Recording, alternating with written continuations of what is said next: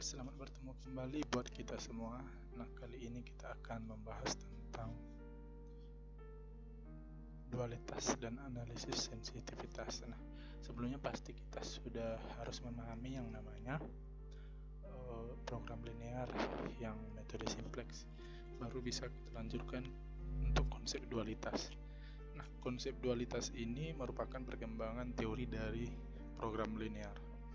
Nah, hal ini sangat diperlukan sebagai dasar interpretasi ekonomis suatu persoalan program linear.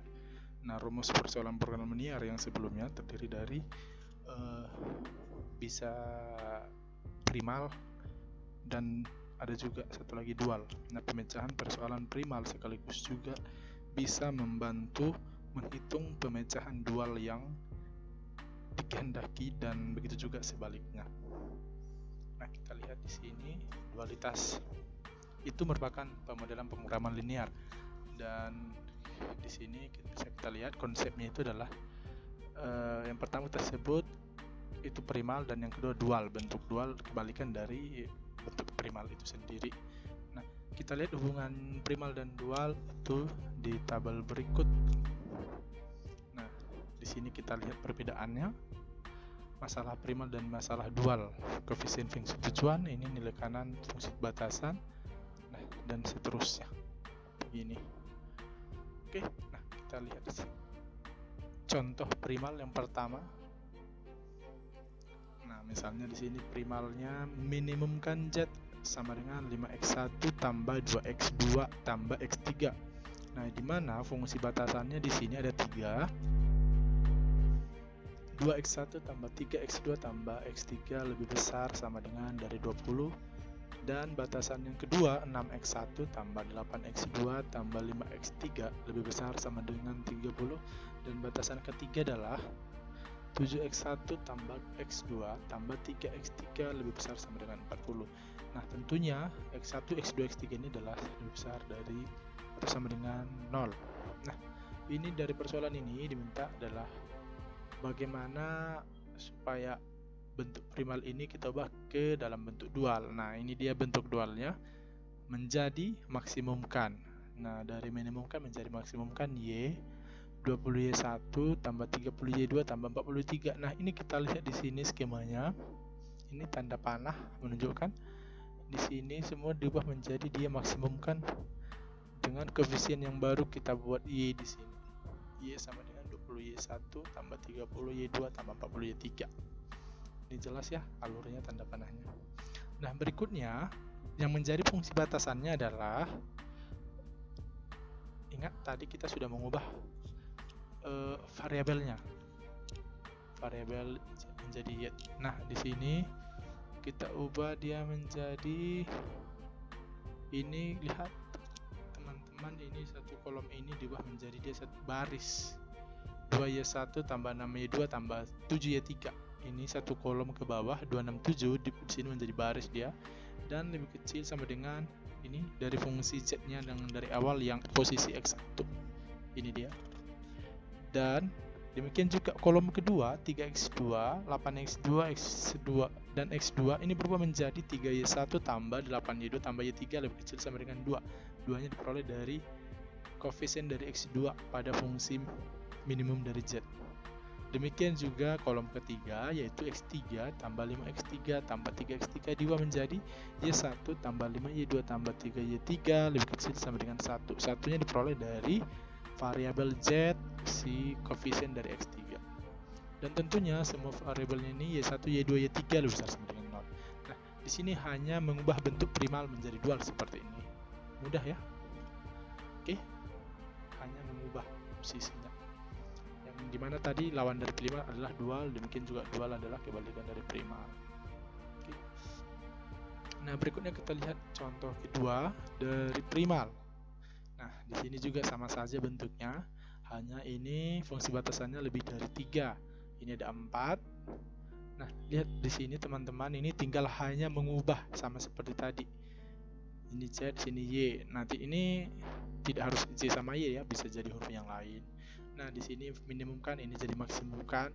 Lihat 20W1 tambah 30W2 tambah 40W3 tambah 50W4. Itu tadi berasal dari sini semua teman-teman. 20, 30, 40, 50. Nah diubah kemari dia jadi fungsi tujuannya maksimumkan. Sudah. Nah berikutnya untuk baris yang pertama ini kita ubah semua satu kolom. 2W1 tambah 6W2 tambah 7W3 tambah W4 ini dia diubah jadi dari kolom menjadi baris, dan ini lebih kecil sama dengan 5 diperoleh dari variabel koefisien dari si X1 pada fungsi tujuan dari si Z. Ini dia. Oke. Nah, demikian juga ini kolom kedua berubah menjadi baris kedua, yaitu 3W1 tambah 8W2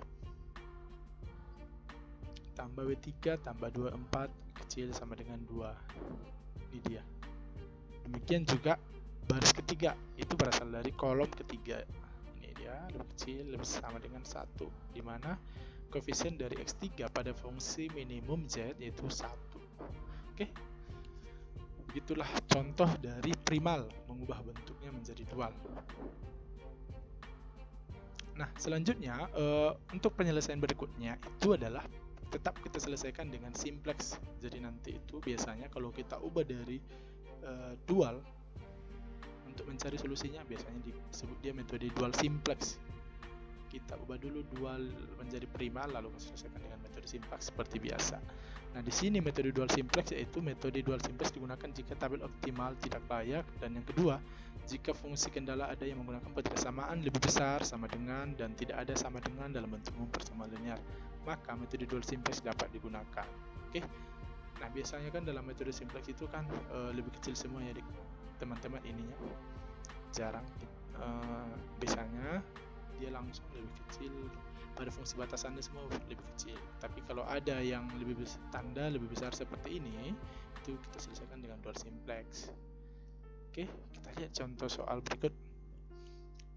Nah, tentukan bentuk dual dari persoalan program linear berikut dan gunakan metode simplex untuk menyelesaikan program linearnya. Artinya kita ubah dulu bentuk dualnya, lalu kita selesaikan dengan metode simplex, yang dimana persoalannya adalah minimumkan Z sama dengan 6x1 tambah 3x2, di mana fungsi batasannya yang pertama adalah 2x1 tambah 4x2 lebih besar sama dengan 16, dan fungsi batasan yang kedua 4x1 tambah 3x2 lebih besar sama dengan 24. Nah, di sini fungsi batasannya teman-teman ini masih tanda lebih besar. Nah, sementara untuk metode simplex dia harus lebih kecil semua, lebih kecil, bisa diselesaikan. Nah, di mana x1 dan x2 itu adalah lebih besar sama dengan 0. Nah, kita lihat penyelesaiannya. Nah, pertama persoalannya tadi adalah maksimumkan. Nah, minimumkan, maaf, sorry. Ini minimumkan. Nah, kita ubah dulu ini menjadi maksimumkan. Jadi maksimumkan, ini dia 16y1 tambah 24y2. Dan batasannya, ingat tadi kolom pertama berubah menjadi baris pertama, terus kolom kedua berubah menjadi baris kedua, yang ini dia. Dan y1 tentunya dan y2 lebih besar sama dengan 0. Nah, kita lihat bentuk standar model untuk menyelesaikan dengan metode simplex. Oke, begini dia. Maksimumkan W 16y1 tambah 24y1 tambah 0 kali S1 tambah 0 kali S2. S1 ini adalah variabel select, variabel tambahan. Nah, ini sebenarnya maaf, 0 maaf, bebas 0 kali S1 tambah 0 S2. Nah, di mana batasannya 2y1 tambah 4y2, di sini kita tambahkan variabel select lagi, S1 tambah 0 kali S2 lebih kecil sama dengan 6. Demikian juga di sini kita tambahkan S0 kali S1 tambah S2 kecil sama dengan 3. Oke, di mana Y1, Y2, S1, S2 lebih besar sama dengan 0. Nah, ingat, Y itu adalah variabel tambahan, variabel select dalam metode simplex. Nah, kita lihat teman-teman di sini tabel simplexnya, tabel yang pertama.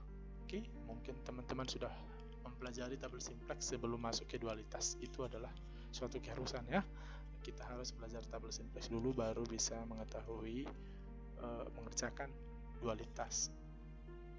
Nah, di sini kita tinggal masukkan teman-teman nilai dari koefisien tadi min 16 min 24. Nah, kenapa jadi min? Dari mana minnya? Ya dari sini tadi.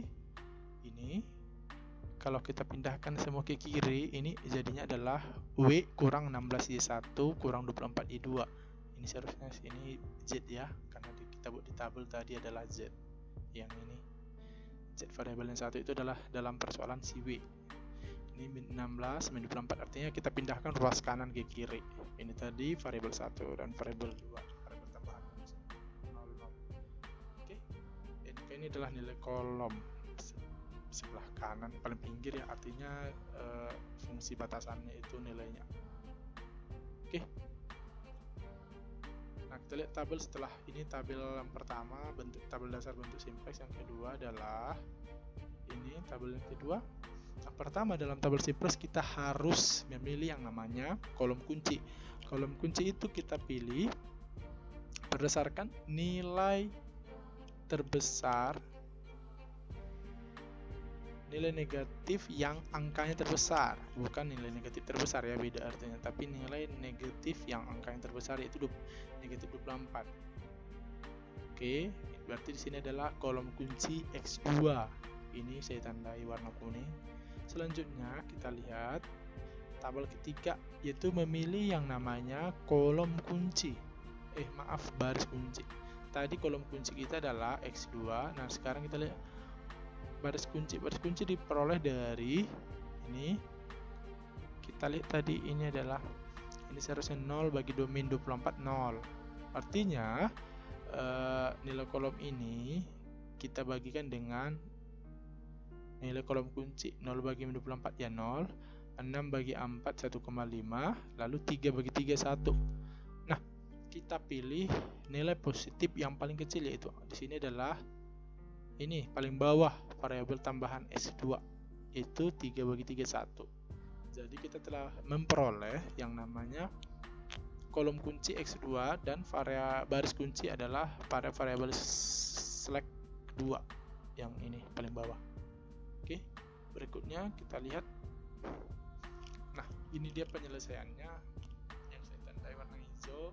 Tiba-tiba muncul dari mana? Ingat teman-teman harus belajar yang namanya metode simplex sebelumnya biar memahami tabel ini. Apabila teman-teman tidak bisa memahami metode simplex, nanti saya akan buat dalam video berikutnya untuk mengulang kembali yang namanya tabel simplex. Nah, di sini kita perolehlah nilai hasil dari variabel tambahan itu 0 dan S1, atau nanti ini bisa diganti juga sebagai X1 pengganti si S1 ini, dan X2 nya 8, sehingga diperolehlah nilai maksimumnya 24. Artinya ketika kita substitusi, ini kan 0, 8, kita masukkan ke fungsi. Nah, kalau masukkan kemari ke soal awalnya itu, nah ke sini 6x1 tambah 3x2 tadi 0, 6 kali 0 0, 3 kali 8 itu hasilnya 24 teman-teman. Tapi di sini tidak saya tuliskan tadi, mohon maaf, di sini tidak saya tuliskan, jadi dia langsung aja 6 kali 0 tambah 3 kali 8 24. Demikian juga kalau ini kita masukkan X1 nya 1 dan X2 nya 4/3, itu hasilnya 2. Nah, demikian juga ini X1 0, X2 nya 1/3 kali 3 1. Nah, kita akan disuruh meminta mencari nilai maksimum, yaitu 24. Jadi nilainya 24. Nah, ini juga bisa kita uji teman-teman dengan software yang nama POMKM khusus untuk penyelesaian program linear ya. Bagi teman-teman yang operasi riset pasti mengetahui yang namanya POMKM. Nah, di sini saya coba pakai POMKM dan ini dia hasilnya.